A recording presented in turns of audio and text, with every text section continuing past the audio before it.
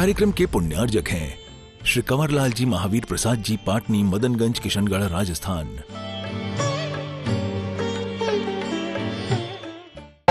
बुलाया गुरु आपको, दसम पूर्व परदे पर प्रकटे जिसके सम्मुख विद्याएं, रोहिणी आदि महाविद्याएं, पंच शतक जिन पर गाए, ओ अंगोष्ठ प्रसन्नादिक सब सप्त शतक लघु विद्याएं, विद्याओं में अलोक ऋषिगण अभिन्न 10 पूर्वी बाएं। 10 पूर्व धारी मुनिराज 11 अंग तथा 10 पूर्व के पढ़ने के बाद विद्याओं के प्रकट होने पर जो मुनिराज अपने चरित्र से भी चलाए वाले होते हैं, उन विद्याओं को स्वीकार नहीं करते हैं, वे 10 पूर्व रिद्धिधारी मुनिराज कहलाते हैं। ऐसे रिद्धिधारी मुनीश्वरों को याद करें, नमन करें और अर्घ समर्पित करें। ओम ह्रीं परम अभिन्न 10 पूर्वी विद्या रिद्धिधर सर्व बुद्धि रिद्धि प्राप्त ऋषिभ्यो नमः।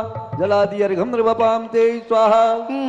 जो उत्पाद आदि पूर्वों के पूर्ण रूप ज्ञाता होते, वे 14 पूर्वी कहलाते, ऋषिवर चारित मल तोते। 14 पूर्वों की शुद्ध ज्ञाता, मेरे अग अज्ञान हरो। जग के जीवों में हे मुनिवर, कुशल क्षेम का दान करो। इसके बाद चलते हैं चतुर्दश पूर्व त्रिधारी। 11 अंग और 14 पूर्व का ज्ञान जिनके उपास होता है, श्रुत ज्ञान का ज्ञान हो जाने से उन्हें अद्भुत बुद्धि शक्ति प्रकट होती है, वे चतुर्दश पूर्व रिद्धिधारक मुनिराज कहलाते हैं। ऐसे रिद्धिधारी मुनीश्वरों को याद करें, नमन करें और अर्घ को समर्पित करें। ओम ह्रीं परम चतुर्दश पूर्व रिद्धिधर सर्व ऋषीश्वरेभ्यो नमः। जलादि अर्घम नृवपाम ते स्वाहा। हर चांद सितारे फूल और खुशबू ये तो सभी पुराने हैं, सबसे प्यारे गुरु हमारे, हम इनके दीवाने हैं। जय हो गुरु तेरी जय हो, जय हो गुरु तेरी जय हो। अंग गगन फिर चिनी भूमि लक्षण रीति, व्यंजन सपदिन में सरे, अष्टिन में प्रसेदे, बुद्धिन में रीतिया हम में अष्टि वेद बाली बरणी। अशुभ और शुभ फल दर साथी, साधु बनाते पवित्रणी।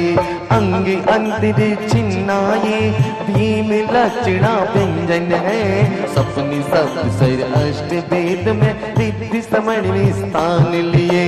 जय हो गुरु तेरी जय हो। अष्टांग महानिमित्त बुद्धिधारक, अंतरिक्ष, भौम, अंग, स्वर, व्यंजन, लक्षण, चिन्ह और स्वप्न, इन 8 महानिमित्तों के माध्यम से जो ज्ञान प्राप्त करने की सामर्थ्य जिनके पास होती है, वे अष्टांग महानिमित्त बुद्धिधारक मुनिराज होते हैं। आपको ध्यान हो, जब इंदिरा गांधी जी का मर्डर हुआ था, उसके एक दिन पहले आचार्य श्री बाहर बैठ के ऐसे ही सामायिक में थे और आकाश में उन्हें कुछ ऐसा अजीब सा दिखा, तब उन्होंने संघ से कहा कि मुझे कुछ लगता है कोई बड़ी घटना होने वाली है। आप सोचिएगा, तो ऐसे निमित्तों के माध्यम से जानकारी हासिल करने की जिनके पास क्षमता होती है, ऐसे अष्टांग महानिमित्त बुद्धिधारक मुनीश्वरों को याद करते हुए, नमन करते हुए अर्घ समर्पित करेंगे। ओम ह्रीं परम शुभाशुभ अष्टांग निमित्त बुद्धिधर बुद्धि रिद्धिधर सर्व ऋषीश्वरेभ्यो नमः। जलादि अर्घम नृवपाम ते स्वाहा। ज्ञान की चांदनी यूं ही खिलती रहे, और तुम्हारी दया यूं ही मिलती रहे। साथ छूटे नहीं, डोर टूटे नहीं, भवजन तर जाएंगे, भवजन तर जाएंगे। गुरु पर सुबह सा हम तेरे मिलकर गुण गाएंगे, मिलकर गुण गाएंगे।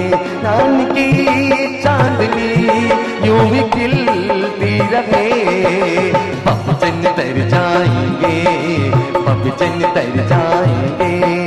प्रज्ञा श्रवण रिद्धि है 24, औपत्ति की प्रथम रही, परिणाम की प्रेमी की भी और कर्मी चतुर कई। इसी रिद्धि के प्रभाव से इस बिना पड़े होते ज्ञानी 14 पूर्वों की बारीकी करे निरूपण सिद्धाने बर सुबह शाम हम तेरे मिलकर गुण गाएंगे मिलकर गुण गाएंगे। प्रज्ञास्मृत बुद्धिधारी जिस रिद्धि के प्रभाव से मुनिराज में अध्ययन के बिना ही अत्यंत सूक्ष्म विषय को जानने की शक्ति होती है, इतनी अपार शक्ति होती है कि प्रत्येक प्रश्न का उत्तर देने की सामर्थ्य जिनके पास होती है कोई उन्हें किसी प्रकार से प्रश्न में पराजित नहीं कर सकता है। ऐसे रिद्धिधारी मुनीश्वर को याद करोगे तो तुम्हें भी बिना पढ़े सब कुछ ज्ञान हो सकता है, लेकिन कब? जब तपस्या होगी तुम्हारी, तब, जब उसके बिना होने वाली नहीं है। तो ऐसे रिद्धिधारी मुनीश्वरों को याद करो, नमन करो और अर्घ को समर्पित करो। ओम ह्रीम अर्हम चतुर्विध प्रज्ञा श्रवण बुद्धि रिद्धिधर सर्व ऋषीश्वरेभ्यो नमः। जलादि अर्घम द्रवपाम ते स्वाहा। जिस रिद्धि से प्रतिपाद्य को उत्तरी रहित करे आदित्य रिद्धिधर मुनि प्रतिपक्ष को हरे परिपाद्य के दोषों को दिखा सत्य दंड करे इस रिद्धि से जिन धर्म की प्रभाव बिना करे। जिन मुन राजाओं के पास इतनी बुद्धि होती है कि बिना पढ़े जिनके पास ज्ञान होता है, अपार शक्ति होती है, ज्ञान का भंडार होता है, ऐसे मुन राजाओं के पास कोई किसी भी प्रकार का कहीं से भी किसी ग्रंथ का कोई प्रश्न लेके आए और वो ये सोच के आए कि मुनराज को मैं पराजित करके आऊंगा तो वो उन्हें कभी पराजित नहीं कर सकता है और उन्हें वाद विवाद में उन्हें हरा भी नहीं सकता है, क्योंकि उनके पास अपार ज्ञान का भंडार होता है जिसको बोलते हैं बाधित बुद्धि धारक मुनिराज। ऐसे मुनिराजों को याद करो और अपने क्षय उत्सव को बढ़ाने का प्रयास करते हुए नमन करो। ओम ह्रीम अर्हम बाधित बुद्धि रिद्धिधर सर्व ऋषीश्वरेभ्यो नमः। जलादि अर्घम द्रवपाम ते स्वाहा। अरे ऐसा हुआ असर ऐसा हुआ असर ऐसा हुआ असर कि मेरे भाग खुल गए से मिली नजर कि मेरे भाग खुल गए। अरे ऐसा हुआ असर ऐसा हुआ असर ऐसा हुआ असर कि मेरे भाग खुल गए। गुरु के छुए चरण कि मेरे भाग खुल गए। तालियां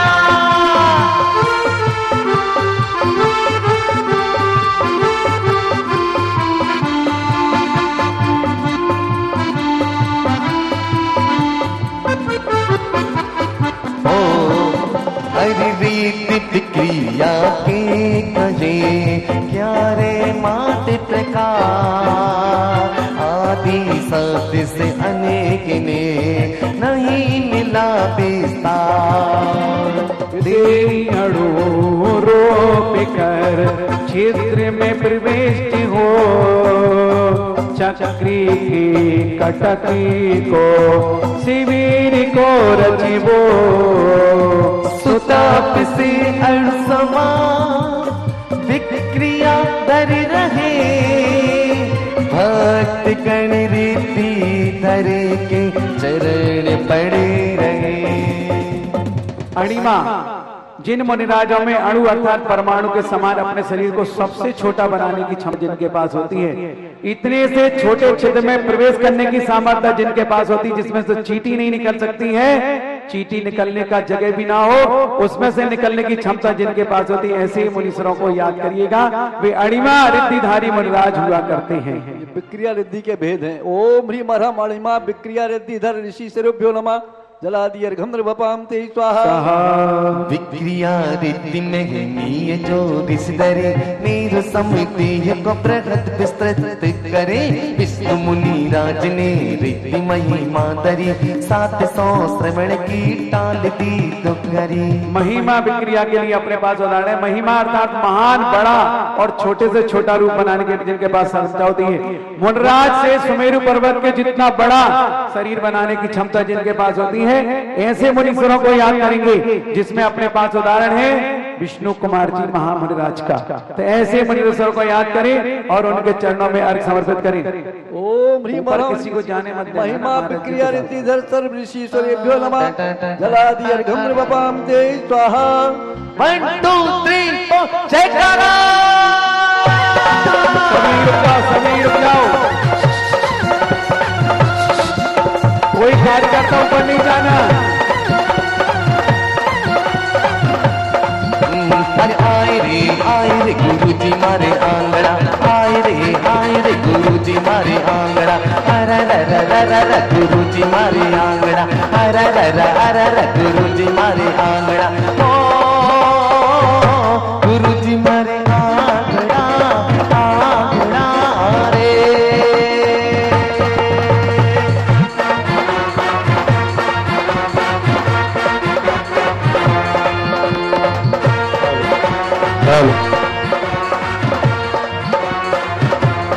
ओ मैं तो चौका लगाऊं, मैं तो तुम्हें पढ़ेगाऊं, मैं तो चौका लगाऊं, मैं तो तुम्हें पढ़ेगाऊं, अरे रोज रोज रोज तेरी भक्ति कराऊं, तेरी पूजा रचाऊं। ओ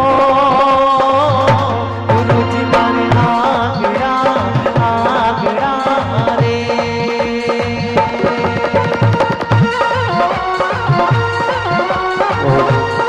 आगे बढ़ो। बोलो आगे।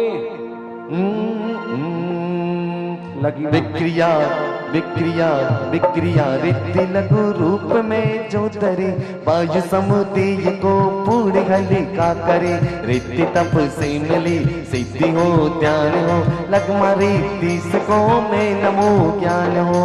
लघिमा रिद्धि जिन मनराजों में हवा से भी हल्का शरीर बनाने की क्षमता जिनके पास होती, थर्माकोल का बोल वाला जानते हो ना, इतना हल्का शरीर बनाने की भी क्षमता जिनके पास होती है, ऐसे रिद्धिधारी महामुनीश्वरों को याद करें और उनके चरणों में। भाइयों पीछे आगे पीछे का ध्यान रखो। पात्रों ओ भैया त्रियंच मुनिराज सब बैठे वहां पर। ओम ह्रीं मरहं लघिमा विक्रिया रिद्धिधर सर्व ऋषिश्वरेभ्यो नमः अर्घ्यं नृपपामि ते स्वाहा। विक्रिया रिद्धि गुरु रूप में जो धरे, पंच समुदेय को संधिवारी करे, रिद्धि तप से मिली सिद्धि हो ध्यान से, गरिमा रिद्धि को मैं नमो ज्ञान से। जिन मुनिराजों में अपने शरीर को भारी बनाने की क्षमता होती है, इतना भारी कि आप उनका उंगली भी नहीं हिला सकते, पैर भी नहीं दिखा सकते हैं, ऐसे महामुनीश्वरों को याद करें। कि मुकुट पर झुकते हैं ना, मुकुट लगा के कभी कभी मुनिराज को लग सकता है, मुकुट की नोक होती है, दूर से दर्शन करना चाहिए, पास में जाके कभी भी कोई किसी प्रकार से अभिनय हो सकता है, इस बात चलाना हो। तो इतना भारी शरीर बनाने की क्षमता जिनके पास होती है, ऐसे ही गरिमा रिद्धिधारी महामुनीश्वरों को याद करें और उनके चरणों में नमन करते हुए अर्घ्य समर्पित करें। ओम ह्रीं मरहं गरिमा विक्रिया रिद्धिधर सर्व ऋषिश्वरेभ्यो नमः अर्घ्यं नृपपामि ते स्वाहा। तिथि का काग से सूर्य शशि छू सके, मेरु से रात को दूर से छू सके, प्राप्त इस रिद्धि को श्रवण तप से करे, विक्रिया रिद्धि धरि पूज के तप करे। जो यहाँ बैठे बैठे भी सुमेरु पर्वत को स्पर्श कर सकते हैं, ऐसी रिद्धि छूने की क्षमता जिनके पास होती, जमीन पर बैठे बैठे ही ऐसे रिद्धिधारी मुनीश्वरों को याद करिएगा। ओम ह्रीं मरहं प्राप्ति विक्रिया रिद्धिधर सर्व ऋषिश्वरेभ्यो नमः अर्घ्यं नृपपामि ते स्वाहा। 3 क्यों हो गए परमान? गलत बात। प्रदीप भैया इस मामले में समझौता नहीं करते, नीचे आ जाओ फटाफट अपनी जगह पर। भूमि पर जल समागमन को रिस करे, उज्जवल मंजन जल समा आजरे, नीर पे तल समागमन भी कर सके, रिद्धि प्रागम को धार दे सके। जल में भूमि पर जल के समान गमन करते हैं। ओम ह्रीं मरहं प्राकाम विक्रिया रिद्धिधर सर्व ऋषिश्वरेभ्यो नमः अर्घ्यं नृपपामि ते स्वाहा। सर्व जगदास हो ईसता प्रकट हो, रिद्धि ईसत से स्वामी बंद प्रकट हो, रिद्धि तप से मिली सिद्धि हो ध्यान से, ईसता रिद्धि धर को नमो ज्ञान से। जिन मनराजों में तीनों लोगों के पूर्वत संपन्न होने की सामर्थ्य होती है, जिनको सभी लोग अपना स्वामी मानते, गुरु मानते, इस प्रकार की सामर्थ्य वाले महामुनीश्वरों को याद करें, ईसत क्रिया रिद्धिधारी मुनिराजों को। ओम ह्रीं मरहं ईसत विक्रिया रिद्धिधर सर्व ऋषिश्वरेभ्यो नमः अर्घ्यं नृपपामि ते स्वाहा। जीव सब बस रहे रिद्धि बसता लय, साधना से श्रवण मोक्ष सुख को जय, रिद्धि तप से मिली सिद्धि हो ध्यान से, रिद्धि बसता नमो रिद्धि से ज्ञान से। जिन मुनिराजों में जिन मुनिराजों की तपस्या के बल से सभी जीवों को अपने बस में करने की सामर्थ्य जिनके पास होती है, सबको वशीकरण कर सकते हैं, ऐसे महामुनिराजों के पास क्षमता इतनी होती है। ऐसे मुनीश्वरों को याद करें, नमन करें और उनके चरणों में अर्घ्य समर्पित करें। उनके रूप में इतनी सुंदरता आ जाती है कि सभी उनके रूप से मोहित हो जाते हैं। ओम ह्रीं हरम वस्तुत्व विक्रिया रिद्धि सर्व ऋषिश्वरेभ्यो नमः अर्घ्यं नृवपामति स्वाहा। नक्सला वृक्ष के मध्य में से चले, घात बिन गगन समृद्धि बन से चले, अप्रतिघात विक्रिया दर साध जो, तब से रिद्धि से बन जा रहे मोक्ष को। जो मुनिराज पर्वत के अंदर से, खुले मैदान के अंदर से अथवा नदी तालाब आदि में से भी बिना किसी रुकावट के निकल जाएं, पर्वत शिला रखी हो और उसमें से घुस के भी निकल जाएं, आर पार निकल जाएं और कहीं किसी प्रकार से शिला को क्षति ना पहुंचे, ऐसे मुनीश्वरों को याद करें, नमन करते हुए अर्घ्य समर्पित करें। ओम ह्रीं हरम अप्रतिघात विक्रिया रिद्धिधर सर्व ऋषिश्वरेभ्यो नमः अर्घ्यं नृवपामति स्वाहा। दृश्य हो झलक में, अदृश्य हो पलक में, दृश्य हो कर करे कार्य को क्षणिक में, तप्त से रिद्धि से बन जा रहे मोक्ष को। अदृश्य रिद्धि दर रसी नमो ज्ञान को। अंतर ध्यान जिन मुनिराजों के अदृश्य होने की सामर्थ्य होती है, अंतर ध्यान विक्रियतिधारी महामुनीश्वर होते हैं, पल में ही हाथ देखें, पल में कहीं पहुंच जाए, ऐसी सामर्थ्य जिनके पास होती है, ऐसे रिद्धिधारी मुनीश्वरों को याद करते हुए अर्घ्य समर्पित करें। ओम ह्रीं हरम अंतर्ध्यान विक्रिया रिद्धिधर सर्व ऋषिश्वरेभ्यो नमः अर्घ्यं नृवपामति स्वाहा। नमो नमो नमो नमो नमो नमो नमो नमो विलोल बिच बल्लरी विराजमान मुरधनी।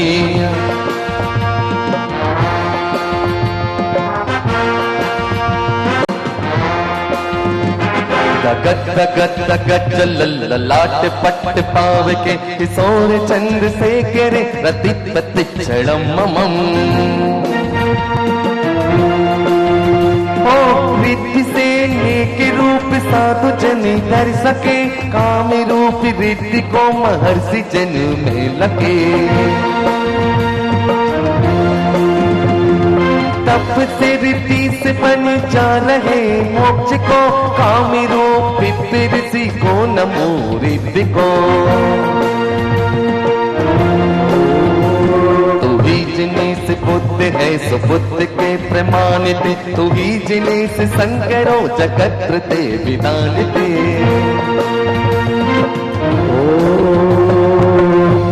जिन मनराजों में एक साथ अनेक रूप बनाने की क्षमता होती है, ऐसे कामित रुद्धि रिद्धिधारक मुनीश्वरों को याद करते हुए समर्पित करेंगे और इस सर्ग के बाद शांति से आप लोग बैठ जाएंगे। शेष सर्गावली हम परम पूज्य महाराज की मंगल देशना के बाद सुनेंगे।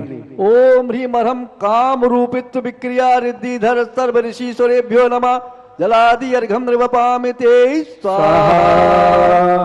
ओम शांति। चलिएगा जल्दी से परम पूज्य महाराज से कि आप लोग नीचे जाओगे तो संभल के अपन को अपना बैरिकेड जैसा कल बनाया था ना, वहीं जाके बैठना। हम ऊपर आने के लिए किसी भी टोकते हैं, क्योंकि जब स्वागत सम्मान और भीड़ आती है और आप लोग सब भूल जाते हैं कि हमारी शुद्धि कहाँ है, इसलिए आप लोगों को इस बात का ध्यान रखना है। और उस ऊपर सामान लोग कोई ना है, ध्यान रखना, समोसण वाले समोसण में रहे। और ये बात इसलिए नीचे बैठा रहा हूं कि गुरुजी के पीछे बैठ करके प्रवचन सुनना अच्छा नहीं माना जाता है, सामने बैठ करके प्रवचनों का लाभ लें।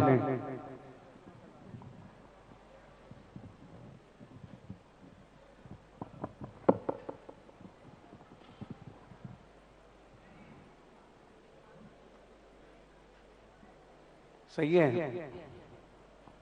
चलिएगा पूज्य महाराज श्री के चरणों में आप सबकी ओर से रिद्धिधारी महामुनीश्वरों की यात्रा हम लोग संपन्न करते हुए आए हैं। है करता हूं, मेरे पास रखा। जय श्री ओम नमः सिद्धेभ्यः, जय श्री ओम नमः सिद्धेभ्यः। सर्वमंगल मांगल्यं सर्वकल्याणकारकं प्रधानं सर्वधर्माणां जैनं जयतु शासनो। पंच परमेष्ठी भगवान की जय। आचार्य श्री गुरुवर कुंद महाराज की जय। आचार्य श्री गुरुवर विद्यासागर महाराज की जय हो। आचार्य समय सागर महाराज की जय हो। बोलिए परम जगत विद्याधर स्वामी भगवती सुधा सागर जी महाराज की, समस्त आचार्य संघ की।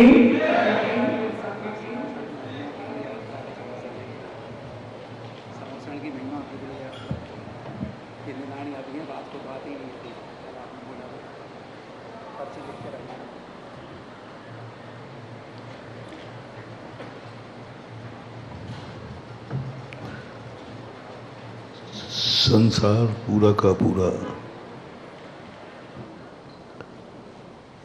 लेन देन का व्यापार है। पूरा संसार निमित्त और नैमित्तिक संबंधों से बना है। न कोई उपादान का हाथ है और न कोई निमित्त का हाथ है। दोनों जब एक साथ मिलकर कार्य करते हैं, दोनों की एक साथ योग्यता पकती है, तब इस संसार का निर्माण होता है। और जब दोनों उपादान एक साथ और निमित्त एक साथ मौजूद होते हैं, फिर पूज्यवर समंतभद्र महाराज कहते हैं, यही नियत है। अलंग शक्तिर्भवितव्यतेयम हेतु द्वयाविष्कृत कार्य लिंगा। लोग कहाँ नियतवाद के चक्कर में पड़ गए। कि नियत को कोई टाल नहीं सकता। कहाँ लिखा है? ना तो पूज्यवर समंतभद्र महाराज इतने बड़े दार्शनिक हुए, न पूज्यवर कुंद कुंद भगवान ने लिखा कि नियत अटल होती है। कहीं नहीं लिखा। कहाँ लिखा है कि वही होता है जो किस्मत में लिखा होता है? कहाँ लिखा है? कहीं नहीं लिखा। ये कहाँ लिखा है कि तुम्हारी जो योग्यता है, भाग्य से बढ़कर समय से आगे कुछ नहीं मिलता। मैंने तो ये तुम्हारे मुख से कहानियां सुनी हैं, शास्त्रों में तो कहीं मिला नहीं मुझे। भाग्य से बढ़कर समय से अधिक कुछ मिलता नहीं है।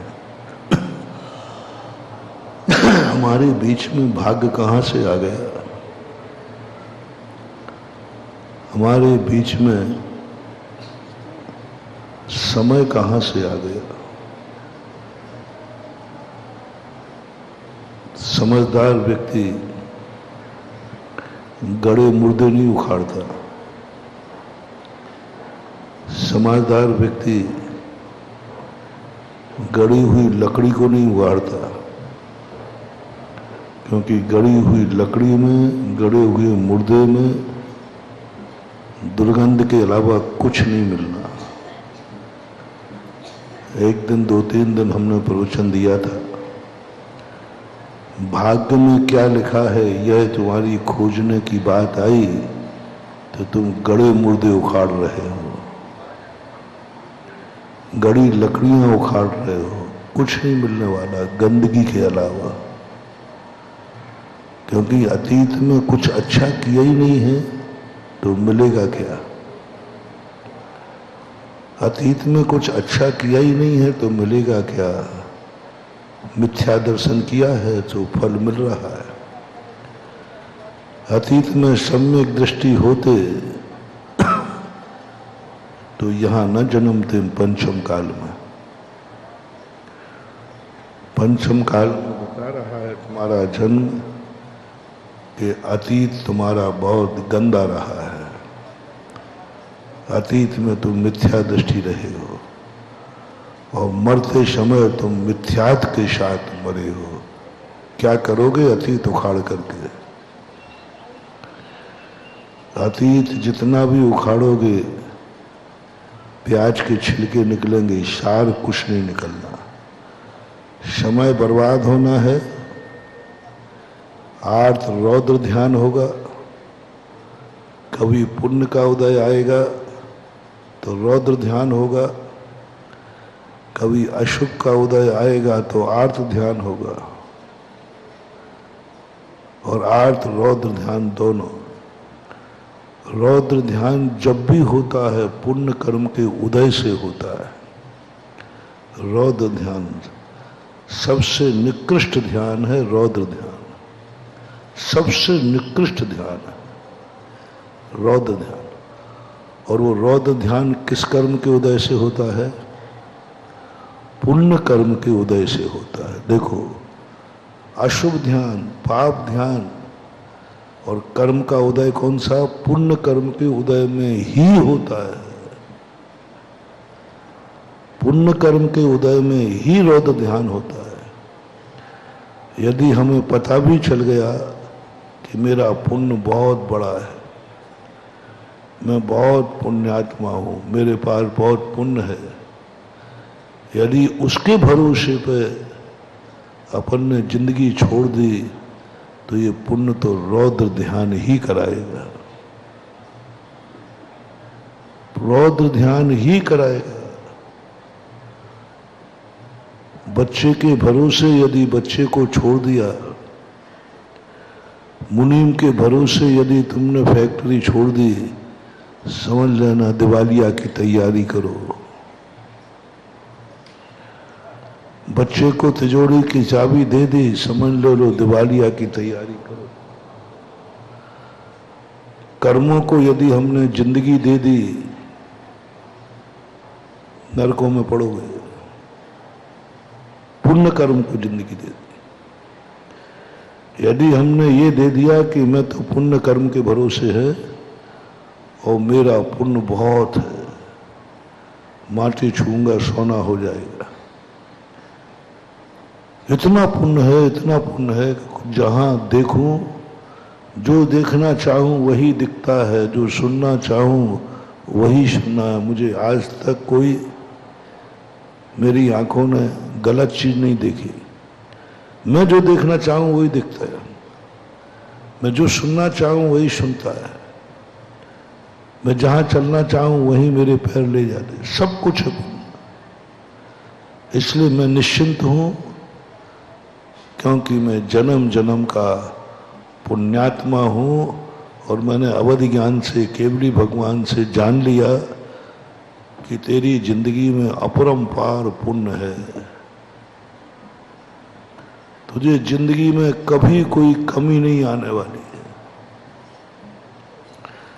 जिंदगी के अंतिम श्वास तक कमी आने वाली नहीं है। ये फैसला अपन को हो गया। ऐसे पुण्य के वैभव में यदि हम निश्चिंत हो जाएं, अपनी जिंदगी पुण्य के भरोसे छोड़ दें, आग जब खुलेगी तो नरकों में पड़े दिखाओगे। क्योंकि पुण्य कर्म जब भी उदय में आएगा और उस उदय पर हमारी निगरानी नहीं है, उस पुण्य पर संयम का अंकुश नहीं है, उस पुण्य के साथ विवेक नहीं है, तो ऐसा उत्संखल पुण्य हमें नरकों में ले जाएगा। रौद्र ध्यान कराता है। पुण्य कर्म की सत्ता रौद्र ध्यान कराती है। ये मान करके चलना, ये मान करके चलना कि पुण्य उदय आएगा, हमें रौद्र ध्यान कराएगा। पाप कर्म का उदय से आर्त ध्यान होता है। जितने आर्त ध्यान है सब अशुभ कर्म के उदय से ही होते हैं। इसे आर्त यानी पीड़ा, आर्त यानी दुख, और दुख अशुभ कर्मों के उदय से होता है। तो हम अपनी किस्मत को जान के क्या करेंगे? क्योंकि किस्मत में तो आर्त रौद्र ध्यान के साधन भरे पड़े हैं, लेकिन जो कर्म उदय में आया है, बंद किया है, वो उदय में तो आएगा। बेटा पैदा किया है तो बेटा रहेगा तो घर में, रहेगा तो घर में। नौकर है तो उसको हमें चाबी देना तो पड़ेगी दुकान की। पुण्य और पाप किया है तो हमें भोगना तो पड़ेगा। भोगने का मना नहीं कर रहा हूं, लेकिन निगरानी में रखो। बेटे को नहीं कह रहा हूं घर से निकाल दो, निगरानी में रखो। हमने कहा था ना, यदि तुम सही पिता हो और बेटे का भविष्य चाहते हो तो बेटे के द्वारा किए हुए खर्च का हिसाब जरूर लेना। एक दिन मुनीम से हिसाब लिए बिना सो जाओ तो कोई बात नहीं, लेकिन दिन भर का बेटे का हिसाब लिए बिना मत सोना। कोई कहे सो जाओ ना, अब समय हो गया, नहीं अभी बेटे से हिसाब लेना है, वो अभी आया नहीं है, आया नहीं। जो बाप बेटे से हिसाब लेने के लिए रात के 11 बज गए तब भी जाग रहा है, जाओ ऐसा बेटा कुल दीपक बनेगा, कुल दीपक बनेगा हिसाब लेने के लिए। और हो सके तो सवेरे तुमने 500 रुपया दिए थे, हिसाब तो मांगनी, थोड़ा हो सको हिम्मत हो तो बिल और मांग लेना।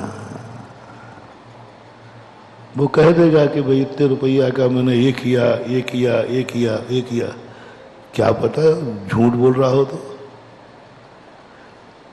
क्योंकि संसार में सबसे ज्यादा बेटा ही झूठ बोलता है बाप से, क्योंकि सच्ची बोलने पर उसको पिटना है। साची बोल देगा तो नाराज हो गए, इसलिए वो झूठ बोलता है। तो बिल और मांग लेना कि मुझे बिल लाके दे, तूने यही किया है, बता बिल है। आजकल नकली बिल भी बनने लगे हैं, तो फिर उस बिल पर जो फोन नंबर डला हो पूछ लेना थोड़ा दुकानदार से।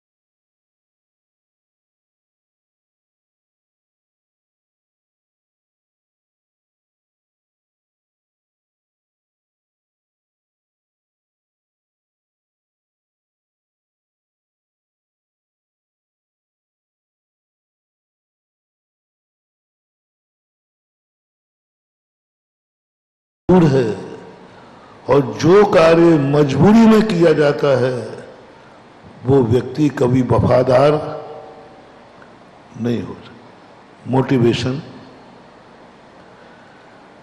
जो कार्य सामने वाला तुम्हारे कार्य कर रहा है, तुम्हारी सेवा कर रहा है, तुम्हारी आज्ञा मान रहा है, तुम्हारी बात सुन रहा है, सब कुछ कर रहा है। पहले निर्णय करो, ये सब कुछ मजबूरी में कर रहा है या फिर धर्म मान के कर रहा है? मेरी सेवा कर रहा है या अपनी रोजी रोटी कमा रहा है? बोलो, नौकर रोजी रोटी कमाता है या सेवा करता है? जितने नौकर हैं सब। मैंने एक मास्टर से पूछा, मैंने क्या करते हो? बोले महाराज नौकरी करता हूं। क्यों करते हो? बोले महाराज अब आजीविका तो चला नहीं। उसको ये मुंह से नहीं निकला, महाराज मुझे भाव है कि मेरे पास जो ज्ञान है मैं दुनिया को बांटूं। एक मास्टर जिंदगी भर पढ़ाता है, उसे ज्ञान दान का पुण्य नहीं लगेगा, उसे ज्ञान दान का पुण्य लगेगा, क्योंकि उसने कभी भी ज्ञान दान देने से भाव नहीं किया, उसने तो वेतन पाने के लिए पढ़ाया है। नौकर है, कर्मचारी है, आजीविका दृष्टि में रहती है।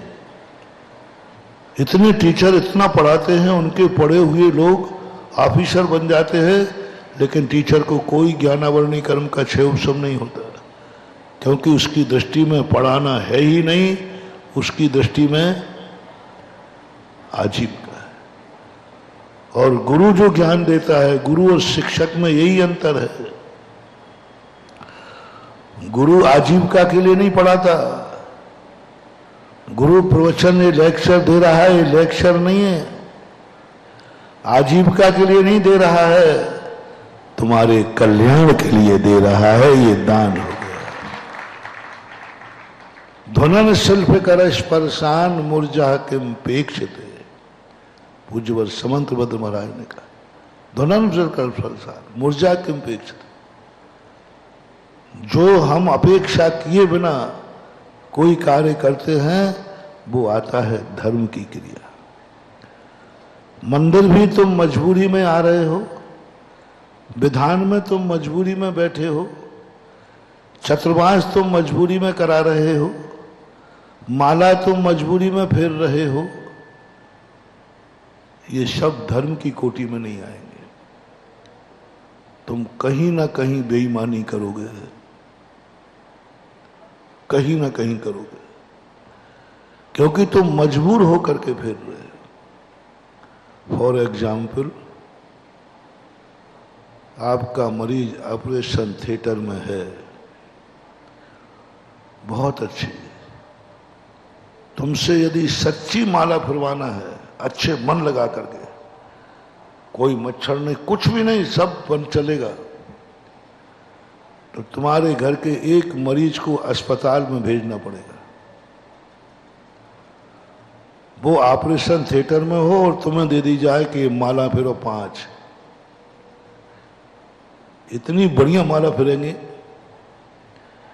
मैंने एक बार कहा था प्रदीप भैया से, मैंने कहा पंचकल्याण के जो जाप है ना, ये जाप इन लोगों को मत दो, ये तो फेरते फेरते सो जाते हैं, मन नहीं लगता। ऑपरेशन थिएटर के बाहर जिनके मरीज हों, उनको कह दो, देख तेरा मरीज अंदर है, ये 5-5 मालाएं फेरो। वहां ना तो मच्छर का भरोसा पता रहता है, धूप है कि फिर हो गया। बहुत अच्छी माला फिरती, एकाग्र, इतनी एकाग्र, लेकिन वो माला फिर रहे हो कि मजबूरी में फिर रहे हो। और मजबूरी का उदाहरण देखना, जैसे ही माला फिर रहे तुम्हारी श्रद्धा देखना, ये सम्यक दर्शन के अंदर नहीं आएगी, ये पुण्य बंध का विशेष कारण नहीं बनेगी। मजदूरी मिलेगी, इसमें मजदूरी मिलेगी, क्योंकि तुम इसलिए फिर रहे हो कि मरीज अंदर है। कोई बात नहीं, दुख संकट में भी माला फेरी जाती है, फेरना चाहिए। मैं मना नहीं कर रहा हूं। दुख में माला नहीं फेरेंगे तो क्या होगा, दुख में भगवान का नाम नहीं लेंगे तो क्या होगा।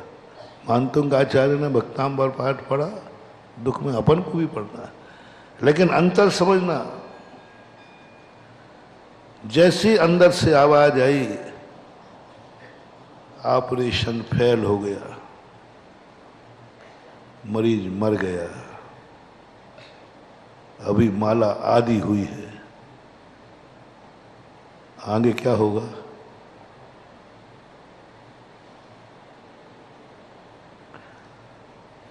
माला हाथ में रखेगी कि फेंक दोगे? मतलब फेंकेंगे तो नहीं, थोड़ी थोड़ी श्रद्धा है ना, पूरी श्रद्धा नहीं, थोड़ी फेंकोगे तो नहीं। और श्रद्धा नहीं होती, पूरी मजबूरी होती तो फेंक देते, भाड़ में जाए ये माला। लेकिन तुम माला पूरी नहीं करोगे, पूरी करोगे, मरीज तो मर ही गया। बोलो, माला पे से श्रद्धा कम हो जाएगी कि नहीं, विशुद्धि कम हो जाएगी कि नहीं? माला पूरी होगी ही नहीं। छोड़ दोगे तुम माला, क्योंकि माला मजबूरी में फिर रही थी।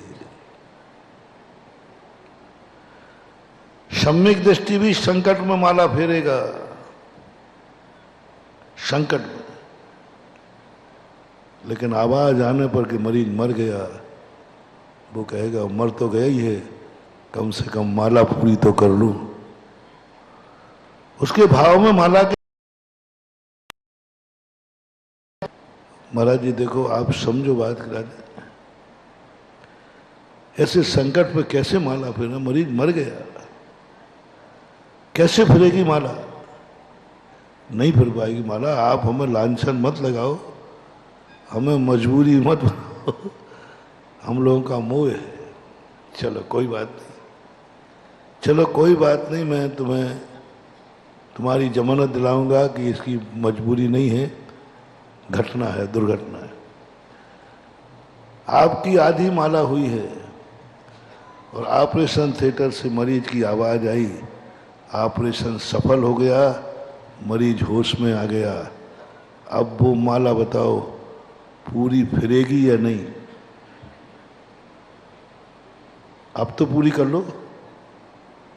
पहले बारे में तो तुमने क्या बहाना बनाया, महाराज दुख की घड़ी है। अब तो सुख की घड़ी है ना। क्या उसी विशुद्धि के साथ माला फिरेगी, या माला पूरी होगी या नहीं होगी? कितने % लोग आधी माला रख देंगे? बोले भैया माला तो पूरी कर लो। बोले काय के लिए? जिसके लिए थी वो तो हो गया, ठीक हो गया ना। तुम लोक लाज में थोड़ी बहुत फेरोगे तो स्पीड तो जरूर बढ़ जाएगी, वो भी शुद्धि नहीं रहेगी पुण्य के उदय में। इसलिए ना तो माला पाप के उदय में पूरी फेरोगे, ना पुण्य के उदय में पूरी फेरोगे। तुमसे माला पहनाना है तो आधा सुखी और आधा दुखी रहो तो माला फिरती रहेगी। डॉक्टर से कहना पड़ेगा कि जब तक इसकी माला पूरी नहीं हो तब तक बाहर समाचार मत दे। कहना अभी ऑपरेशन चल रहा है, कब तक चलेगा? बोले तू माला तो पूरी कर पहले, तब फिर। यानी पुण्य और पाप की जो स्थितियां बनती हैं, ये हमारे लिए बहुत खतरनाक, इन पर निगरानी रखना है। बेटे को अलग नहीं करना है, निगरानी रखना है। नौकर पर विश्वास नहीं करना है, कितने विश्वसनीय हो,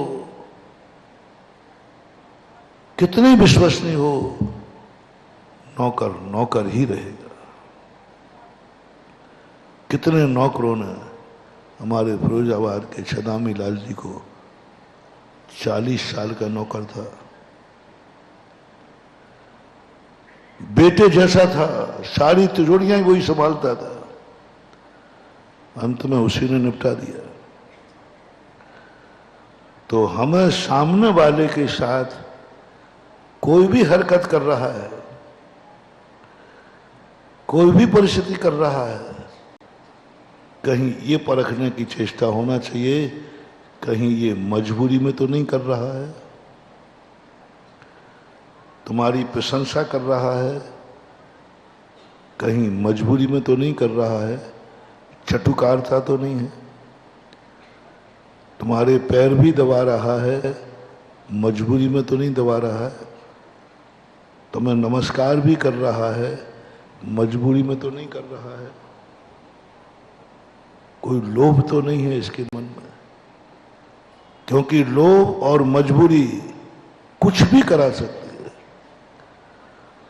और वो मजबूरी और लोभ हमारी जिंदगी में कभी न कभी धोखा देता है। इसलिए धर्मात्मा के लिए कहा पुण्य और पाप उदय में आएंगे, तुम्हें निगरानी रखना है, सावधान रहना है, किस्मत के भरोसे नहीं छोड़ना, भाग के भरोसे मत रहना, लेकिन जो भाग्य में है वो तो उदय में आएगा, निगरानी रखना। पुण्य पाप फल माही हरख बिल क्यों मत भाई। पंडित साहब ने क्या गजब की बात कही। अरे पुण्य पाप हरख और बिलखने के लिए तो होते हैं, पाप का उदय आए तो रो पड़ो, पुण्य का उदय तो हंस पड़ो, बस यही निगरानी है। पाप तुम्हें रुलाएगा, पुण्य तुम्हें हंसाएगा, और तुम निगरानी में हो, ना मैं रोऊंगा और ना मैं हंसूंगा, पुण्य पाप उदय में तो आएगा, ये है निगरानी। पाप कहता है चल इसको रुलाना है, ज्ञानी कहता है मैं सावधान हूं, मैं रोने वाला। पुण्य कहता है चल इसको थोड़ा अहंकार करता हूं, इसको खूब खुशियां मनाता हूं। ज्ञानी कहता है चिंता मत कर, मैं कितनी पुण्य का उदय आ जाए मैं फूलने वाला नहीं हूं। पुण्य पाप फल माई हरख बिल खो मत भाई। कर्म के उदय से कितनी अच्छा दिन आ जाए कभी हर्ष मत बनाना, कितना ही दुख का उदय आ जाए कभी विषाद नहीं करना। यदि ये दो निगरानियां अपनी रहीं तो ये पुण्य और पाप हमारी जिंदगी में बहुत कुछ अच्छा देके जाएगा। और चूक गए तो रौद्र ध्यान और आर्त ध्यान होता है। इसलिए नियत अटल है, नियत अटल है, ये आगम वाक्य नहीं है। भाग्य अटल है, जो भाग्य में लिखा है वही मिलेगा, ये आगम वाक्य नहीं है। आगम वाक्य क्या है? अलंग शक्तिर भवितव्य तेयम हेतु द्वयाविष्कृत। दो निमित्त और उपादान दोनों मिल जाने के बाद जो कार्य हुआ है वो अलंग है, कोई नहीं टाल सकता। ये है अलंग, ये है अटल। अब इन दोनों हेतुओं में से एक भी हेतु, कई लोग कहते हैं उपादान, कई लोग कहते हैं निमित्त, निमित्त प्रधानी निमित्त को दोष देते हैं, उपादान प्रधानी उपादान को श्रेय देते हैं। ये दोनों मिथ्या है। एक निश्चय को श्रेय देता है, एक व्यवहार को श्रेय देता है। एक पर्याय पर दृष्टि रखता है, एक उपादान पर दृष्टि रखता है। दोनों मिथ्या दृष्टि है। एक का भी बैलेंस, एक बहुत अच्छा एक जोक पढ़ा था, जिसको जो चीज आती है उसको थोड़ा उसका अहम होता है। एक दिन राधा ने कन्हैया से कहा मुझे बांसुरी सुनना है, सुनाओ। तो कन्हैया थोड़े इतरा गए, बोले नहीं सुनाना, वो बांसुरी तुम खुद बजा लेना और किसी से बजवा लो ना, मुझे नहीं बनाना। जिसको जो चीज आती है ना उसको थोड़ा सा क्या होता है, ईगो।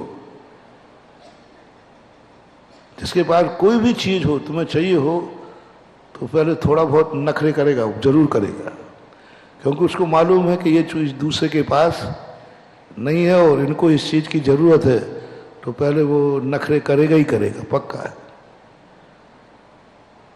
संसार का स्वभाव है। जैसे तुमने कहा महाराज जी मुझे आशीर्वाद दे दो ना, नहीं देना, नखरे करूंगा ना क्योंकि मेरे पास आशीर्वाद है, जल्दी नहीं दे देता। ये नेचर है सबका। तो राधा ने कहा कि भाई क्या करें, ये तो मानने को तैयार नहीं, और मुझे बांसुरी सुनने की तलब लग रही है। तो एक नीति है, कितना भी अहंकारी हो, कितना भी नखरेबाज हो,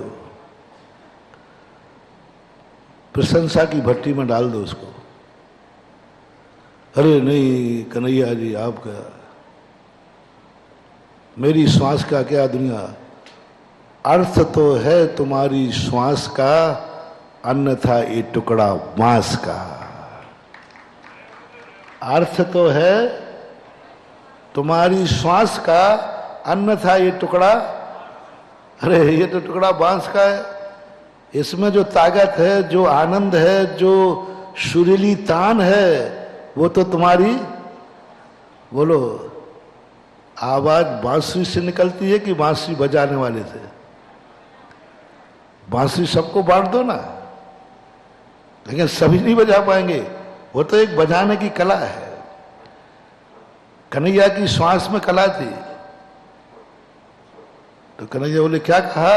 बोले हाँ, अर्थ तो है तुम्हारी श्वास का, अन्यथा ये टुकड़ा। अब बस कन्हैया जी की प्रशंसा हो गई। अच्छा ये बात है, मेरी श्वास सबसे अच्छी है? बोले हाँ साहब, रे आप तो, आपकी श्वास तो क्या कहना। और जैसी प्रशंसा की भट्टी चली, कृष्ण जी बैठ गए अब तो बजाने के लिए। अब वो बजाने में इतने मस्त हो गए कि राधा कहती है मुझे तो भूख लगी, कब बंद करेंगे? और वो बंद करने को तैयार नहीं, क्योंकि प्रशंसा मिल गई ना। जब व्यक्ति को प्रशंसा मिल जाती तो फिर थकान मकान सब दूर हो जाती है।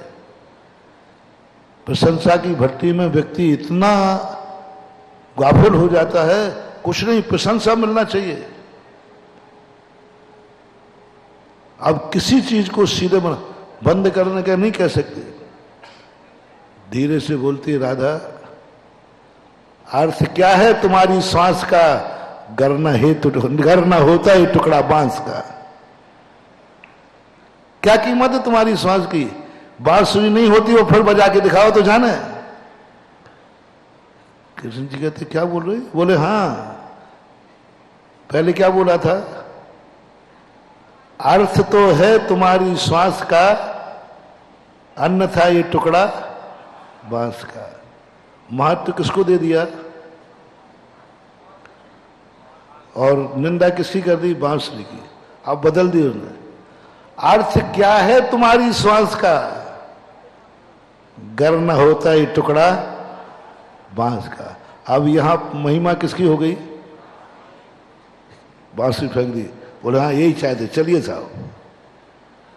सत्य क्या है, श्वास या बांसुरी? कीमत किसकी है? कीमत किसकी है, श्वास की या बांसुरी की? विनोद बाबू, बहुत बड़ा है जैन दर्शन का, बहुत बड़ा बयान। बांसुरी अच्छी है और श्वास ठीक नहीं है, जुखाम है, तो क्या बांसुरी बजेगी? श्वास ठीक है और बांसुरी फटी हुई है, बांसुरी टूटी है, फटी हुई है, तो क्या आनंद आएगा? बस जैन दर्शन का मूल सार यह है। बांसुरी यही सार है पूज्यवर समंत भद्र महाराज का अलंग शक्ति। भवितव्य थे दोनों शक्तियां। कोई लोग निमित्त को एक अंश भी नहीं। लोग कहते हैं उपादान को कुछ विशेष नंबर मिलना चाहिए, नहीं। समंत रुद्र महाराज कहते नहीं, दोनों को बराबर नंबर चाहिए। निमित्त भी सशक्त हो और उपादान भी सशक्त हो, तभी कार्य होने वाला है। एक सशक्त है और एक कमजोर है तो भी काम नहीं होने वाला। यह है अलंग शक्ति, और वह अलंग शक्ति के लिए ही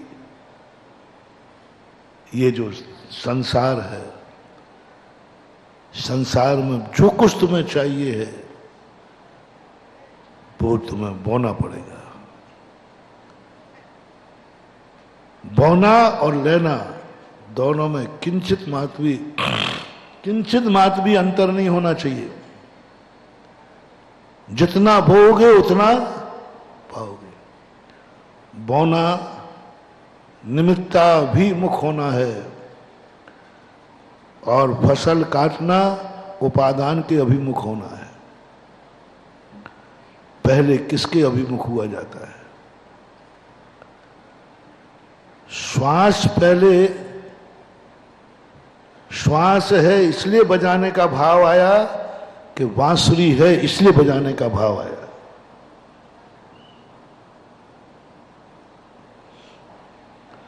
श्वास है इसलिए बजाने का भाव आया कि बांसुरी है इसलिए बजाने का भाव आया। क्या देख करके क्या परिणाम बना? श्वास तो उस समय भी थी जब बांसुरी, उस समय बजाने का भाव तो नहीं आया। बांसुरी देख करके बजाने का भाव आया। ये संसार की बहुत बड़ा मोटिवेशन दे रहा हूं महानुभाव। सर्वप्रथम निमित्त दृष्टि होना चाहिए। ये संसार निमित्त दृष्टि से बनता है। निमित्त पहले होता है। राग देश भी निमित्त पहले होता है। दुश्मन मेरे सामने से निकला, मुझे द्वेष हुआ। द्वेष पहले हुआ कि दुश्मन पहले देखा? पहले क्या देखा? दुश्मन दिखा तो हमें द्वेष हुआ। अपने आप द्वेष नहीं हो सकता। ईंधन के बिना आग नहीं लग सकती।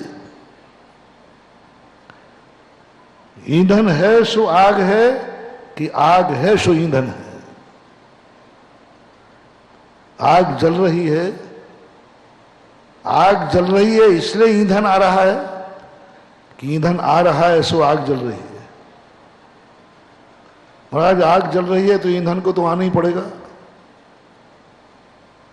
आग जल रही है तो ईंधन को आना ही पड़ेगा? नहीं, आग उपादान है। आग जल रही है इसलिए ईंधन आ गया। तुमने द्वेष किया था इसलिए दुश्मन आ गया। तुमने राग किया था इसलिए मित्र आ गया? नहीं, आग जल रही थी इसलिए ईंधन नहीं आया। ईंधन मिलता गया तो आग जलती गई। आग जलती गई, ईंधन आता गया। ऐसा कभी नहीं होगा। ईंधन आता गया और आग जलती जाएगी। संसार की दशा बता रहा हूं। संसार कभी आग बिना ईंधन के जल ही नहीं सकती। आग को बुझाना है, ईंधन को हटाओ। यहां आग लगी थी, अस्पताल खाली हो रही थी। अस्पताल में थोड़ी आग लगी थी, लेकिन मालूम है कि ईंधन मिलेगा तो आग यहां तक भी आ सकती है। यही भूल हम अपनी कर जाते हैं। जो एकांतवादी लोग होते हैं वे कहते हैं हमारे उपादान पकेगा तो निमित्त अपने आप आ जाएंगे। हमारे उपादान में योग्यता होगी तो अपने आप निमित्त मिल जाएंगे। आग कहती है कि मैं जलूंगी तो ईंधन तो अपने आप आएगा। मैं जलूंगी तो ईंधन तो अपने आप आएगा, ये अग्नि सोच रही है।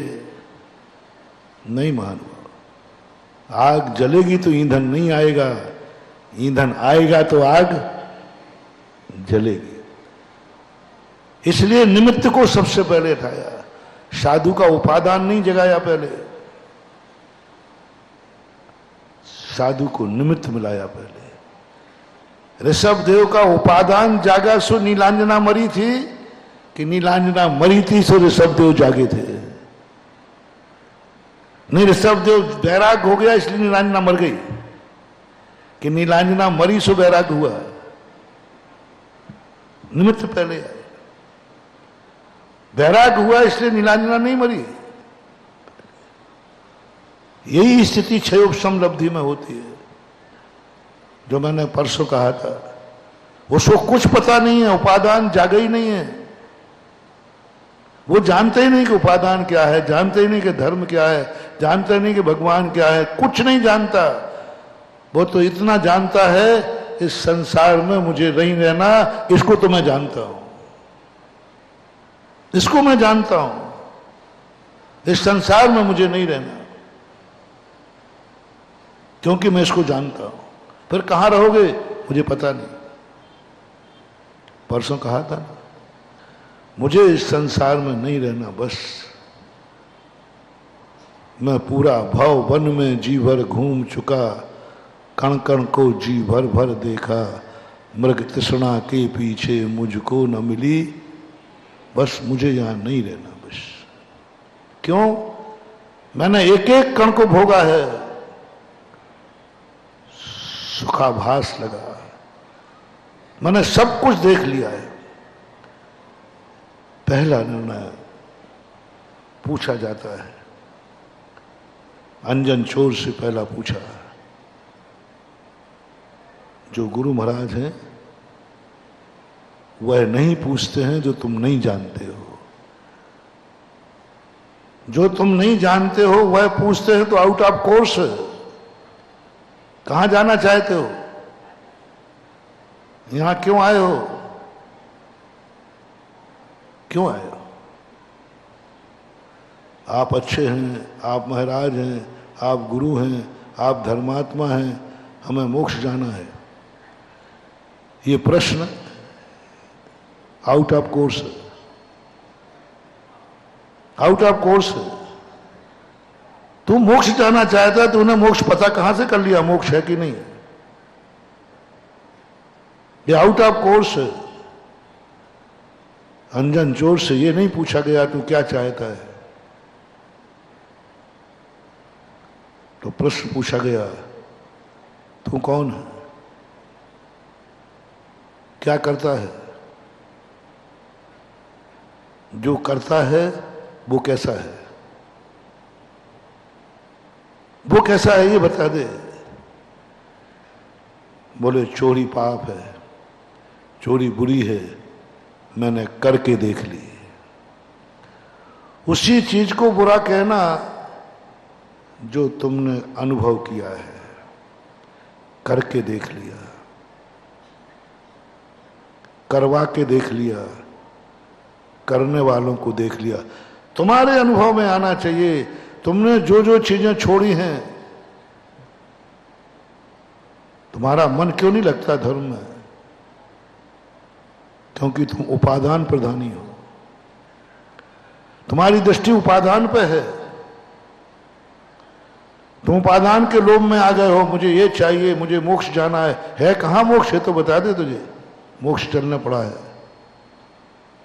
तुम्हारा उपादान, तुम अपने उपादान को बढ़ाना चाहते हो, इसलिए तुम कभी कुछ नहीं पा पाओगे। मंदिर बहुत अच्छा है, कुछ नहीं मिलने वाला। भगवान बीतरागी है, कुछ नहीं मिलने वाला। नमोकार मंत्र बहुत अच्छा है, ये तो बटरंगबाजी है, चमचागिरी है, सुनी सुनाई बातें हैं, सुनी सुनाई बातें हैं, मुंह देखी की बातें हैं।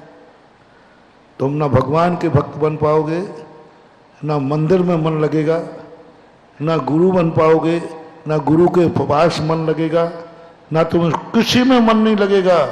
तुम मात ऐसे करोगे जैसे गर्मी की छुट्टी में, बोलो दो विद्यार्थी एक स्टेशन पर मिले, बोले भाई कहाँ से आ रहे हो? बोले कश्मीर से। बोले कहाँ जा रहे हो? मुंबई। बोले कश्मीर छोड़ के जा रहा था? कुछ नहीं है कश्मीर में, कुछ नहीं है, मैं अभी साल भर 10 महीने वहीं रह के आया, कुछ नहीं है, बर्फ गिरती रहती है, दिन भर हूँ ठंड लगती रहती है, कुछ नहीं, सब बेकार है। तो अच्छा कहाँ है? बोले बॉम्बे में। बॉम्बे में बहुत अच्छा है, बॉम्बे जा रहा हूं गर्मी की छुट्टी बिताने में। तो वो कहले भाई आप कहाँ थे? बोले बॉम्बे से। बोले कहाँ जा रहे? कश्मीर। बॉम्बे में कुछ नहीं है, वहां दिन भर गर्मी पड़ती रहती, chip chip chip chip chip, कुछ नहीं है। बोलो अच्छा कश्मीर है कि बॉम्बे?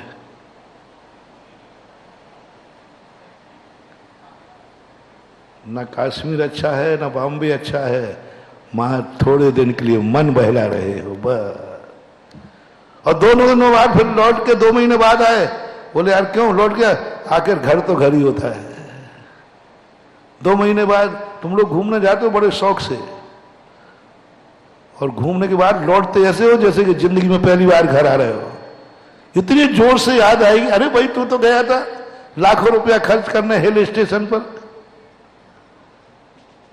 जब हिल स्टेशन अच्छी है तो लौटने का भाव क्यों होता है? यदि कश्मीर अच्छा है तो 2 महीने बाद वो लौटा क्यों? और बॉम्बे अच्छी है तो वहां से वो लौटा क्यों? और कश्मीर बुरा है तो ये क्यों जा रहा है? और बॉम्बे अच्छा है तो ये छोड़ क्यों रहा है? बोलो सही क्या है? हैं? मंदिर या घर?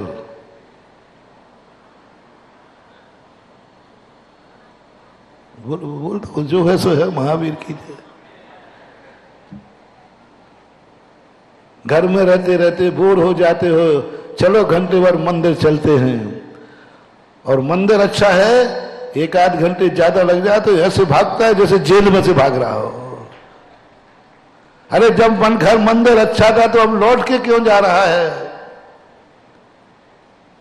और घर बुरा था, घर अच्छा था तो छोड़ के क्यों आया? बोलो ये समोषण विधान, ये पूरा कार्यक्रम कैसा लग रहा है? हैं? कैसा लग रहा है? चल रहे ना दिवाली तक? कितने खिसक जाएंगे? देखो झूठ मत बोल रहा, यहां जो कहूं साची हो जाएगी। दिवाली तक के लिए कर दिया तो कितने मेरे से तो नहीं बोलेंगे भैया जी आपने कब का कसम सकलीकरण किया था ये बताओ? कब का किया था? 13 तारीख किया था, 13 तारीख हो गई। 90% लोग खिसक जाएंगे क्योंकि तुम विधान में आए ही नहीं हो, तुम तो अपनी बोरियत मिटाने आए हो। 13 दिन के बाद यहां बोर हो जाओगे। थोड़ा सा वहां बोर होते होते मंदिर में जाके कुछ जाप भी कर लेता हूं। एक मुक्तक है, मंदिर में जाके कुछ जाप भी कर लेता हूं, साधु के संग कुछ आलाप भी कर लेता हूं, इंसान से कहीं भगवान न बन जाऊं या सोच के कुछ पाप भी कर लेता हूं। ये हालत है तुम्हारी। मंदिर में जाके कुछ जाप भी कर लेता हूं, साधुओं के साथ कुछ आलाप वार्तालाप भी कर लेता हूं, कहीं ऐसा ना हो जाए कि मैं इंसान से भगवान बन जाऊं या सोच के कुछ पाप भी कर लेता। क्या है? मजा नहीं आ रहा है, सत्य का निर्णय नहीं हो रहा है। घर सत्य है या मंदिर सत्य है? पाप सत्य है या पुण्य सत्य है? क्या सत्य है? क्या सत्य है? ये विचारना है, ये सोचना है। और हमारे अंदर की एक ऐसी बात, इस संसार को समझना है। संसार कभी भी तुम्हें सत्य का निर्णय नहीं कराने देगा। संसार तुम्हें कभी बंबई घुमाएगा, कभी कश्मीर घुमाएगा, कभी मंदिर बुलाएगा, कभी घर भेज देगा। क्योंकि संसार निमित्त नैमित्तिक संबंधों पर बना है और निमित्त नैमित्तिक संबंध की जो स्थितियां बनती हैं, तो संसार में आज अपन दो पहलू को समझें। एक, यदि संसार में जीना है, संसार में ही रहना है, संसार को ही संभालना है, हमारा संसार अच्छा रहे, मैं मोक्ष नहीं जाना चाहता हूं, तो आप जरूर लेन देन बराबर रखना, इस मुक्तक को सफल करना, इस मुक्तक को सफल कर। संसार तुम्हारा जीवित रहेगा। संसार में जीना है तो माला भी फेरना और पाप भी करना, मंदिर भी आना और घर भी जाना, मंदिर भी आना और घर भी जाना, घर भी जाना और फिर मंदिर भी आना, ये दोनों करते रहना, संसार चलता रहेगा। क्योंकि प्रारंभ में कहा था संसार लेन देन का है। किसान को बोना भी पड़ेगा, काटना भी, लेकिन पहले क्या करे, बोवे या काटे? पहले बोना पड़ेगा, पहले आपको संसार में कुछ देना पड़ेगा।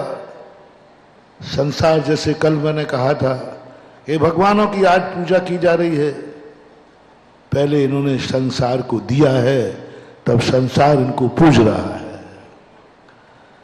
संसार के लिए दिया, ये भगवान के सामने अपने लिए भिखारी बन गए, झोली फैला दी, भगवान मुझे भीख मांगता हूं, ये संसार सुखी हो जाए। अपने लिए जब ये भिखारी बने, तब मैंने अपन ने इनको समोसन में बैठा कर उच्चासन दिया। एक कमल सूर्य का प्रश्न आया था, कमल सूर्य क्या है? पद्म सूर्य के नाम से पहले पद्म सूर्य चलता था। पद्म यानी कमल होता है, कमल यानी पद्म होता है। कमल सूर्य का अर्थ होता है कमल के सूरज। सूर्य जब निकलता है तो कमल खुश होता है, कमल सूर्य को देख के खुश होता है। कमल जमीन पर है, सूर्य आकाश पे है, ये दोनों कभी मिले नहीं,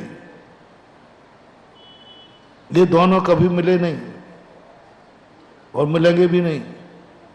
लेकिन संबंध देखो क्या है, संबंध देखो क्या क्या है। दोनों कभी मिलने वाले नहीं, सूरज कभी जमीन पे आएगा नहीं और कमल कभी आकाश में, फिर भी क्या संबंध है। जब भी सूरज खिलता है, उगता है, कमल खिल जाता है, और सूर्य जब डूबता है तो कमल, क्या संबंध है इसका, क्या लेन देन है इसका? कोई लेन देन नहीं, मात्र एक लेन देन है। कमल कहता है मैं भली कीचड़ में हूं, मैं भली पंकज में हूं, मैं जरूर जमीन से ऊपर नहीं उठ पाऊंगा, लेकिन दुनिया में कोई तो है जो आकाश में है। गुण शुभ प्रमोदम, जो आकाश में है, मैं संसार हूं, कोई तो है संसार का जो ऊपर उठता है। मैं तो कभी उठ नहीं पाऊंगा, ये संसार तो कभी ऊपर उठ नहीं पाएगा, लेकिन कोई तो है संसार में जो संसार में है लेकिन आकाश में है। तो कमल सूर्य का अर्थ होता है ये भक्तों के भगवान, ये संसार को खिलाने वाले भगवान। जैसे सूर्य को देखकर कमल खिलता है, ऐसे ही भगवान को देख करके संसार खिलता है। संसार को जैसे सूर्य निकलता है, कमल खिल जाएगा। इससे जब तक धर्म है दुनिया में, तब ये संसार खिलखिला रहा है। संसार में धर्म है, संसार में अच्छाइयां हैं, संसार में कुछ सुख है। और जैसे जिन सूर्य अस्त हो जाता है, तैसा ये संसार पापमय हो जाता है। जैसे सूर्य डूबता है, अंधकार आ जाता है, और सूर्य उगता है तो प्रकाश आ जाता है। सूर्य निकलता है तो प्रातःकाल मांगलिक हो जाता है, और सूर्य डूबता है तो संध्या अमांगलिक हो जाती है। ऐसे ही है भगवान, इस संसार रूपी कमल के लिए आप सूर्य के समान हैं। आप जब तक आकाश में चमचमाते रहते हैं तब तक इस जगत में अंधेरा नहीं आ पाता। जब तक जिसके जीवन में आपका स्थान है, हे जिनेन्द्र देव, जब तक आप भक्तों के हृदय में विद्यमान हैं तब तक उसके जीवन में अंधकार नहीं आ सकता। आप कमल सूर्य हैं। कमल की उपमा क्यों दी? इसलिए दी, कमल भगवान को देख के खिलता है और फूल नहीं खिलते, और फूलों को कोई लेना देना नहीं है। सूरजमुखी होता है, मुख करता है, फूलता नहीं है, आनंद का प्रतीक नहीं है। सूरजमुखी सूर्य को देखता है लेकिन उसके जीवन में आनंद नहीं झलकता, प्रफुल्लित नहीं होता। इससे सूरजमुखी का उदाहरण नहीं दिया, कमल का उदाहरण दिया। और कमल का उदाहरण इसलिए दिया क्योंकि कमल सूर्य उगते ही खिलना शुरू होता है, पुलकित होता है, गुण शुभ प्रमोद भाव को प्राप्त होता है। और जो वे कमल के समान हैं, जो भक्तगण हैं, हे भगवान, आपको देख करके ये आह्लादित होते हैं, प्रफुल्लित होते हैं। वाणी गदगदयन बपू पुलकयन नेत्र द्वयम श्रावयन। जैसे जिनेन्द्र भगवान को देख करके आनंद उमड़ पड़ता है, मंदिर के दरवाजे पे आते ही आ जाता है, भाग्य मेरो उदय आयो, दरस से प्रभु जी को लगो। ऐसे जो आनंद देने वाले आप हैं, आप कमल के सूर्य हैं। संसार का और कमल का, सूर्य का और संसार का संबंध जोड़ा है, भक्त और भगवान का संबंध जोड़ा है। ये कल्पद्रुम मंडल विधान है और पूजा की जाप है। तो जाप देने वाला कह रहा है मैं कमल हूं और आप सूर्य हैं, और आपको जैसे ही मैं देखता हूं मेरा रोम रोम पुलकित हो जाता है। और सूर्य भी कहता है कि कमल को देखते ही यह है मेरा भक्त। यानी गृहस्थ को जिनेन्द्र भगवान का जो स्वरूप बताया, ये कमल सूर्य, पद्म सूर्य जिनेभ्यो नमः। जैसे मैंने कल कहा था, बहुत सारे जिनेन्द्र हैं लेकिन आप कमल सूर्य हैं। आप कमल सूर्य इसलिए हैं कि आप भी हमें देख करके खुश होते हैं। हमारे लिए आप लोगों ने भावना भाई, हमारे लिए आपने भावना भाई है, हमारे लिए समोषण में मांग किया, माला फेरी हमारे लिए, ध्यान किया हमारे लिए, भगवान के समोषण में गए हमारे लिए। आपने अपने लिए कुछ किया ही नहीं है, सब कुछ हमारे लिए किया। जो व्यक्ति, तो तुम्हें पता चले कि ये व्यक्ति मेरे लिए सब कुछ करता है, अपने लिए कुछ नहीं करता, ऐसे व्यक्ति को सामने आते ही बोलो आदर भाव आएगा कि नहीं, सम्मान भाव आएगा कि नहीं? बस यही स्थिति है। क्यों आता है सबको जिनेन्द्र देव को देख करके, तीर्थंकरों को देखकर आनंद भाव क्यों आता है? इसलिए आता है कि इन्होंने जो कुछ जिंदगी में किया पूर्वों में, तीर्थंकर प्रकृति का बंध किया, बंद हुआ उन्हें हमारी चिंता में, संसार की चिंता में, संसार की खुशी के लिए इन्होंने भावना भाई, उसी के लिए वो तीर्थंकर बने हैं। तो ये तीर्थंकर का, कौन से तीर्थंकर को नमस्कार करना है? कमल सूर्य का अर्थ है 24 तीर्थंकर। अरहंत नहीं कहा वहां, कमल सूर्य तीर्थंकर का पर्यायवाची है। कमल सूर्य होने तीर्थंकर का पर्यायवाची मान करके यहां 24 तीर्थंकरों को नमस्कार किया गया है, कमल सूर्य के कारण से। तो ऐसी स्थिति जब बनती है तो इस संसारी प्राणी,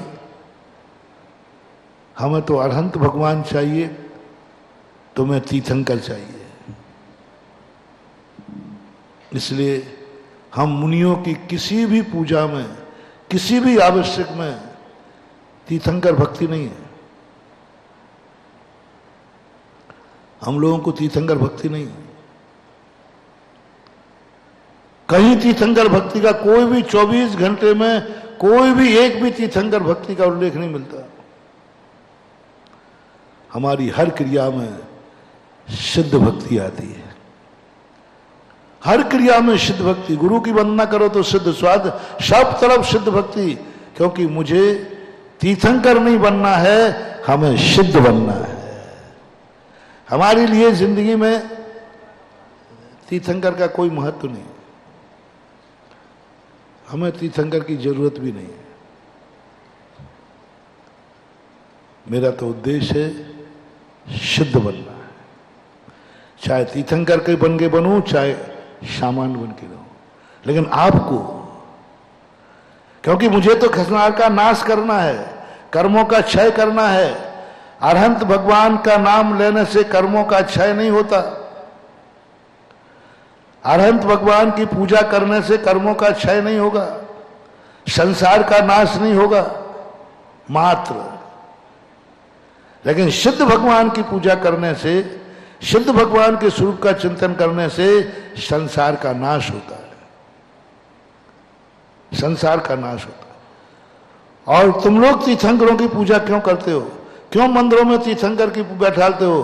क्योंकि तीर्थंकर दोनों देने वाले हैं, परमार्थ भी और संसार भी। ये दोनों लक्ष्मी के स्वामी हैं। सिद्ध भगवान एक लक्ष्मी के स्वामी हैं और अरहंतों में भी तीर्थंकर दो लक्ष्मी के स्वामी हैं। बाह्य लक्ष्मी धन दौलत और अभ्यंतर लक्ष्मी ज्ञान लक्ष्मी। और तुम संसारी हो, हम भी मान लो संसार का रूप देखें तो हमें अरहंतों की पूजा करना पड़ेगी। क्योंकि अरहंतों की पूजा से संसार भी चलेगा, परमार्थ भी चलेगा, घर भी चलेगा, मंदिर भी चलेगा, दान भी चलेगा, व्यापार भी चलेगा। व्यापार भी चलेगा और दान चलेगा। ऐसी शक्ति किसमें आए कि व्यापार भी चले और दान भी चले, घर भी चले और मंदिर भी चले। ऐसी शक्ति, ऐसा पुण्य जो दोनों को चलावे, उसका नाम है तीर्थंकर भक्ति, उसी का नाम है समोषण विधान। हमें समोषण का कोई लाभ नहीं है यदि हम मोक्ष जाना है तो। हाँ, यदि मुझे संसार में अच्छी तरह से जीना है, संसार में रहकर मुनिपद पालना है, तो हमें भी यही भक्ति करना पड़ेगा। ये दोनों को चलाएंगे, दोनों को। दूसरा प्रमाण दे रहा हूं, भगवान कभी श्री के ऊपर नहीं बैठते, कभी नहीं बैठते।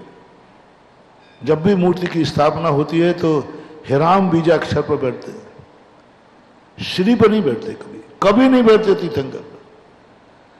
लेकिन जब अभिषेक को उठते हैं तब पांडुक शिला पर क्या बनाते हैं? श्री। मैंने सोचा यहां श्री क्यों? जहां स्थायी गद्दी पर बैठे थे वहां श्री नहीं, यहां श्री क्यों? बहुत दिन के बाद हम भी क्या है, कई चीजें डालते रहते, चिंतन में भी डालते रहते, कभी मौका पड़ने पर कभी खुलता है। वर्षों तक चिंतन करता रहा कि अभिषेक के समय श्री क्यों और बीजाक्षर क्यों नहीं? प्रतिष्ठा पाठों में जहां देखो भगवान के लिए विराजमान करना है, राम बीजाक्षर लिख देते हैं। बहुत दिन के बाद समझ में आई जब मैं अभिषेक पाठ के ऊपर चिंतन कर रहा, मांगनंदी का अभिषेक पाठ पर मैं चिंतन कर रहा था, उनके बीजाक्षरों का ध्यान कर रहा था, शांति धारा के ऊपर चिंतन चल रहा था। उस समय आया, ओहो, अभिषेक किसके लिए है? भगवान के लिए, मुनि महाराज के लिए? अरे अभिषेक तो गृहस्थों के लिए है, उसे धन भी चाहिए और धर्म भी चाहिए, धन भी चाहिए और धर्म भी चाहिए। इसलिए भगवान श्री पर बैठते हैं और उस श्री से बैठे हुए उस समय भगवान का दर्शन करना। महानुभाव, बहुत बड़ा मोटिवेशन दे रहा हूं। 24 घंटे में भगवान के दर्शन से एक सा पुण्यबंध नहीं होता, एक सी एनर्जी नहीं मिलती। संसार का वैभव चाहिए है कि भगवान हम इतने वितरागी नहीं है कि संसार के बिना जीले में। मुझे धन भी चाहिए, मुझे संसार भी चाहिए, मुझे मकान भी चाहिए, मुझे परिवार भी चाहिए, लेकिन धर्म भी चाहिए। यदि दोनों चीजें जब तुम्हें चाहिए हो तो भगवान जिस समय अभिषेक की पांडुशिला पर बैठे हैं उस समय तुम दर्शन करना, वो एनर्जी बंद होगी। उस समय दर्शन करना, क्योंकि भगवान इस समय लक्ष्य करके बैठे हैं, श्री के ऊपर बैठे, यानी धन और परमार्थ दोनों सिद्धियां, दोनों की एनर्जी, दोनों को देने वाला पुण्य का बंध होता है। उस श्री से स्पर्शित किया हुआ गंधोदक जो आता है वो कर्मों का क्षय ही नहीं करता है, पुण्य की श्री वृद्धि भी करता है। भगवान के नाम लेने से कोढ़ दूर नहीं हुआ, भगवान की पूजा से कोढ़ दूर नहीं हुआ। भगवान की पूजा से, भगवान के नाम से कोढ़ को सहन करने की शक्ति आएगी। सनत कुमार चक्रवर्ती इतने बड़ी तपस्वी, भावलिंगी मुनिराज, तद्भव मोक्षगामी, कोढ़ भी केवल ज्ञान हुआ, ठीक नहीं हुआ। क्यों नहीं हुआ? वो भगवान का ध्यान कर रहे थे, भगवान का स्मरण किया होगा, नहीं होगा। पूरे भक्तांबर में देखना हर संकट में भगवान का नाम दिलाया, लेकिन जो शरीर में बीमारी हुई, शरीर में जो वायरस आया, उसके लिए नाम नहीं दिलाया, उसके लिए नाम की चर्चा नहीं की। आग लगी तो नाम, सांप आया तो नाम, जंगल में भटक गए तो नाम, समुद्र में जलयान क्या कर रहा है तो भी उनके पाद पंकज शरण, यानी उनके चरण की छाया। लेकिन जब बीमारी आई, बहुत बड़ा मनोविज्ञान है भक्तांबर, जब बीमारी आई, वायरस आया शरीर में, उस समय भगवान का नाम काम नहीं करेगा, उस समय भगवान के चरण काम नहीं करेंगे, उस समय चाहिए भगवान का गंधोदक। तदपाद पंकज रजो मृत, पंकज नहीं चाहिए, पैर नहीं चाहिए, पैरों की रज चाहिए। पैरों से वायरस दूर नहीं होगा, पैरों की रज से होगा। पूरे भक्तांबर में 3 बार तो नाम की चर्चा की और 3 बार उनके चरणों के आश्रय की, पाद पंकज बन के आश्रित। आपके चरण कमलों के सहारे पे हूं, मेरा कोई कुछ नहीं बिगाड़ेगा, कुछ नहीं बिगड़ेगा, क्योंकि आपके चरण कमलों के आश्रित हूं। लेकिन जब बीमारी की बात आई तो नाम की चर्चा नहीं, चरणों की चर्चा नहीं। इस समय भगवान आपके नाम की जरूरत नहीं, आपकी भी जरूरत नहीं, आपकी जरूरत नहीं, आपके नाम की जरूरत नहीं, आपके चरणों की जरूरत नहीं, आपके आशीर्वाद की जरूरत नहीं, आपके चरणों की रज की जरूरत है। बीमार आदमी को भगवान से बड़ी भगवान की रज है, भगवान से बड़ा भगवान का गंधोदक है, भगवान से भी बड़ा। भगवान को जपने वाले का कोढ़ दूर नहीं हुआ, लेकिन भगवान के चरणों से निकला हुआ गंधोदक से दूर हुआ वायरस है। इसलिए मैं कह रहा हूं कि यदि तुम्हें संसार की कोई बीमारी दूर करना है, संसार को यदि सुरक्षित करना है, अच्छा बनाना है, तो जरूर। मैं पहले सोचता था कि भगवान के अभिषेक के समय भीड़ क्यों होती है, और महिलाओं में आदत क्या, अभिषेक देखना है सावन को। अरे भगवान बैठे, जब चाहे दर्शन कर लो ना, अभिषेक देखने में क्या होता है। इस कार्यक्रम के पुण्यार्जक थे श्री कंवरलाल जी महावीर प्रसाद जी, पाटनी, मदनगंज, किशनगढ़, राजस्थान।